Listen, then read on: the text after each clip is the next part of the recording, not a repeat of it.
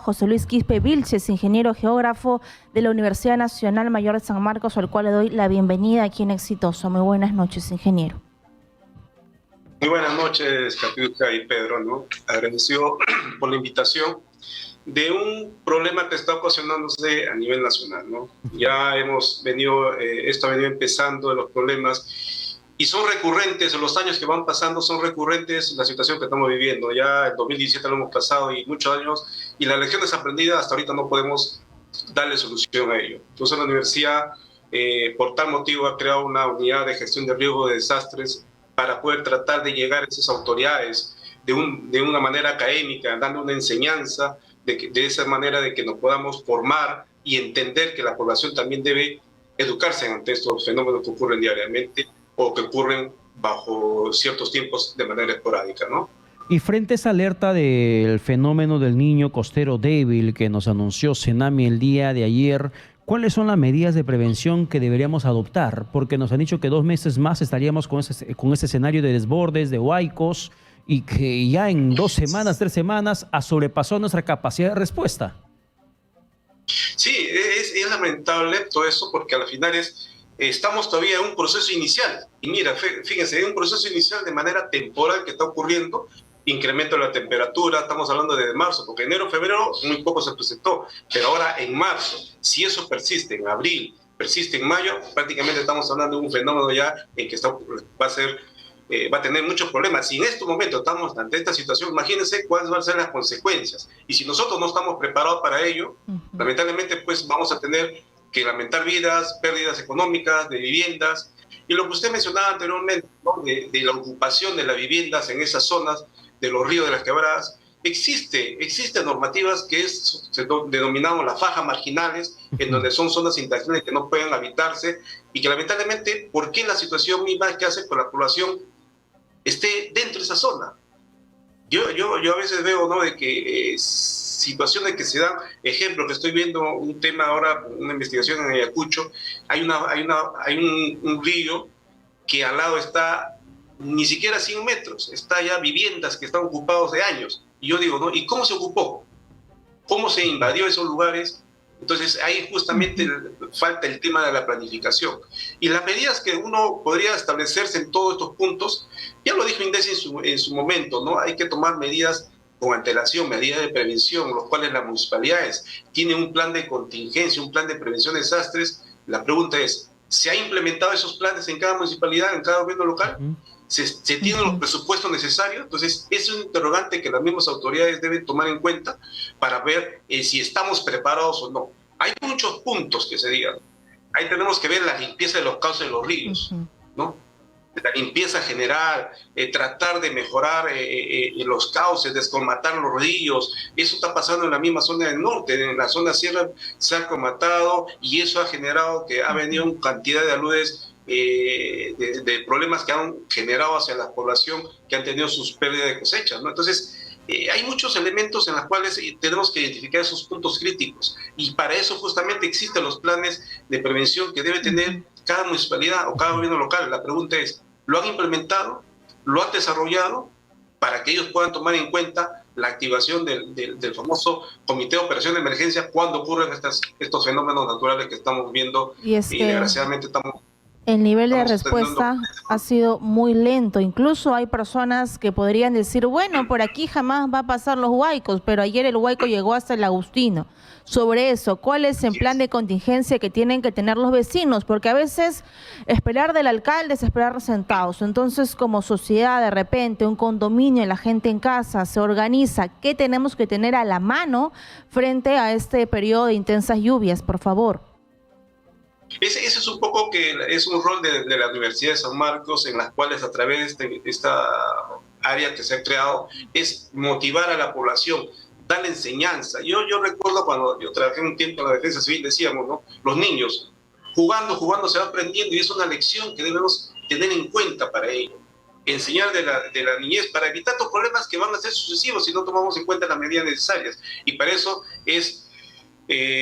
que la población misma pueden formar sus comités de emergencias en caso puedan estar en un río, en una quebrada o en una zona donde el suelo se descolmata totalmente, erosiona, como ocurrió esa vez que se cayó el puente. Entonces, fíjense, hay forma de poder dar una inducción a la población y que la población puede recurrir a las universidades para darle una doctrina en cuanto a la educación que debe prepararse ante esas emergencias que van a ser recurrentes. Y si la población está habitada en una zona, en un río, en una quebrada, el río va a ocupar su cauce natural, va a ocupar su territorio que le pertenece. Entonces tenemos que aprender si nosotros realmente estamos viviendo en un lugar seguro, con lo que ocurrió ese desmoronamiento de la casa que se cayó.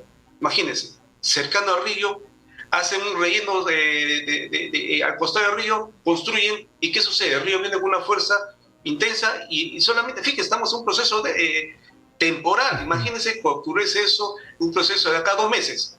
La población no está preparada. Entonces, estamos en un momento oportuno para poder tomar las acciones necesarias y poder, en parte, dar una solución a la población para que no tengan estos problemas que están ocurriendo desgraciadamente todos los días. En ese sentido, por ejemplo, se podría decir, señor Quispe, que se ha hecho del hábito una mala costumbre.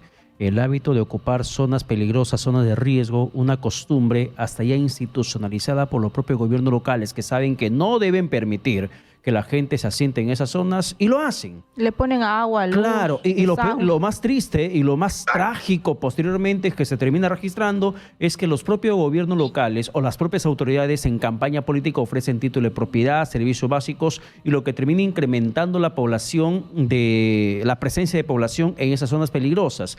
Yo quiero llevarle con este comentario a lo que plantea el alcalde de Lima, López Aliaga, de que se declaren zona intangible las quebradas para que más construcciones no se hagan en ese lugar y que las personas que están viviendo en la zona sean desalojadas. ¿Es la manera de planificar una situación de prevención y evitar que situaciones de ese tipo se vuelvan a registrar en unos años más? Sí, ese es un indicador que nos permite establecer pautas para poder tratar de salvaguardar vidas y la participación económica de la población. Un punto importante dice, la norma existe a través de la Autoridad Nacional de la Lana que define las fajas marginales. Las fajas marginales son áreas del cauce, hay una distancia equivalente que se determina por cada quebrada o cada río, y en ella no debe ser ocupado y es una zona intangible de ocupación urbana. Para eso existe una planificación, los planes de desarrollo urbano que existen en todas las municipalidades que deben desarrollar, ¿no? Y un caso particular le decía que en el norte se tiene planes, fíjense, se tiene planes del año 2020 y por cuestiones políticas no se aprueba. Entonces, la normativa existe. La cosa es, tenemos todos los instrumentos en los cuales podemos tomar en cuenta para aplicar eso, pero no lo utilizamos. Claro, pero ingeniero Quispe, a lo que voy con la pregunta. Ya, se determina zona intangible las quebradas secas, que en estos momentos de repente pueden estar activándose o no, pero que en unos años puede generar un peligro para la población. Pero tú dices, a la población la sacas y solucionas realmente el problema. Le pregunto eso porque usted es especialista en planificación territorial y gestión de riesgos de desastres. Por eso le pregunto, o sea, sacas a las personas y listo, ¿solucionas el problema? En parte se soluciona, porque al final es uno de los puntos que se toma en cuenta cuando pasó en Chosica, un ejemplo para tomar en cuenta esta referencia, es que se determinó una zona no mitigable, es decir, sí o sí tenía que salir ese cauce.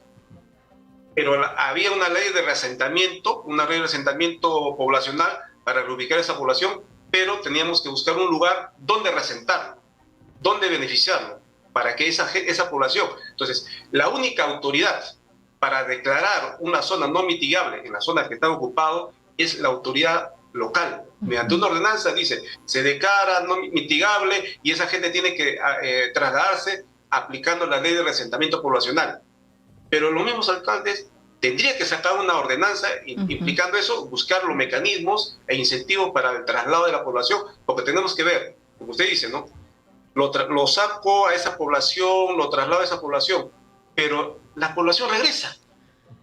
¿Y cómo luchamos contra los traficantes de terrenos? Porque he escuchado muchos testimonios. No, lo que pasa es que yo le compré a un señor dueño de la cooperativa. Entonces, ¿cómo le quitamos el poder a los traficantes de terrenos que por más que ahí no se pueda vivir, van a seguir vendiendo? ¿Van a invadir?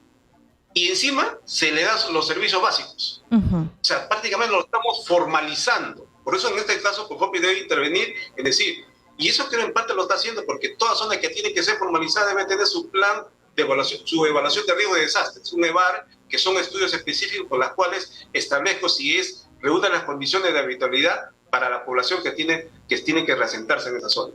Pero, como usted dice, ¿no?